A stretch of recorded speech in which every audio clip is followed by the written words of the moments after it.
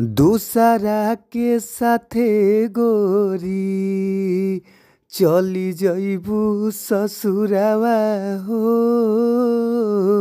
दूसरा के साथे गोरी चली जइबू ससुरावा हो।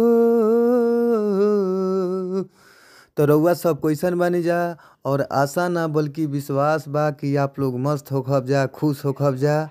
और रउआ सब के बीच में बहुत ही ज़बरदस्त सॉन्ग हम लेके आ गइल बानी। बहुत ही लाजवाब सॉन्ग हम लेके आ गइल बानी और आप लोग इस सॉन्ग के अच्छा से गाई जा, अच्छा से म्यूजिक बनवाई जा। और हम बानी आप सबके भोजपुरी गायक व गीतकार नीतीश सिंह। तो रउआ सबके बीच में रोज़ हम एगो माइटर लेके आवत रहिला। तो आप लोग अगर अच्छा माइटर खोजतानी, आप लोग के अच्छा माइटर नइखे मिल पावत, तो रउआ सबके घबराए के ज़रूरत नइखे। ई हमार यूट्यूब चैनल के आप सभे सब्सक्राइब कर ली। हमार जौना यूट्यूब चैनल के नाम बाटे भोजपुरी संगीत लिरिक्स। तो आप लोग हमार यूट्यूब चैनल के सब्सक्राइब कर ली और घंटी के बेल आइकन दबावल मत भुलाइब जा। और आप लोग के बीच में रोज़ ही सुबह एगो हम गाना रुआ सबके बीच में देत रहिला। तो आप लोग हमारे यूट्यूब चैनल के सब्सक्राइब कर ली। और आप लोग अच्छा से अगर ये गाना गा देतानी और अच्छा से म्यूजिक बजवा देतानी, तो आशा न बल्कि विश्वास बा कि माइटर आप लोग के बीच में ज़रूर बाजी। तो आई जा रउआ सबके बीच में हम ये मुखड़ा सुनावतानी। आप लोग गौर से, ध्यान से और दिमाग से गाना के सुनब जा, ताकि रउआ सब अगर अच्छा से सुनब जा, अच्छा से तबे गाइब जा। तो आप लोग घबराए के ज़रूरत नहीं खे। आप लोग अच्छा से गाई, अच्छा से बजाई और आई जा। आप लोग के मुखड़ा बाटे, मुखड़ा ध्यान से सुनी जा।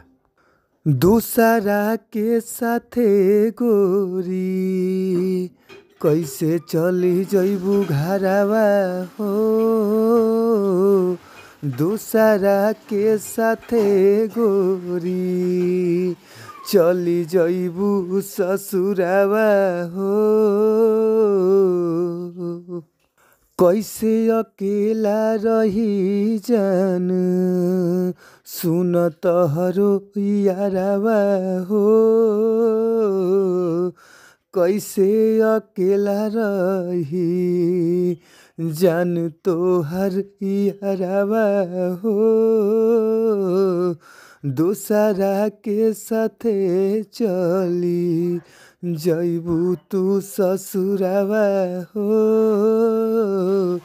कैसे के रही जान अब तोहर यारवा हो। तो ये ट्रैक पर गाना बा, आप लोग ट्रैक सुन ले खब जा। बाबुल का या घर आंगन और वह ट्रैक पे सॉन्ग बाटे। तो आप लोग के अगर ये अच्छा माइटर लागता तो आप लोग हमारी स्क्रीन पर नंबर बा, नंबर पर संपर्क करी। आप लोग के कम ही से कम चार्ज में ये गाना आप सबके दिहल जाई। तो आप लोग के ये गाना ज़रूर गाई और बजाई। आप लोग आप सब अच्छा से गाई, अच्छा से रिकॉर्ड कराई और फिर मिलल जी अगला वीडियो में। Thank you so much.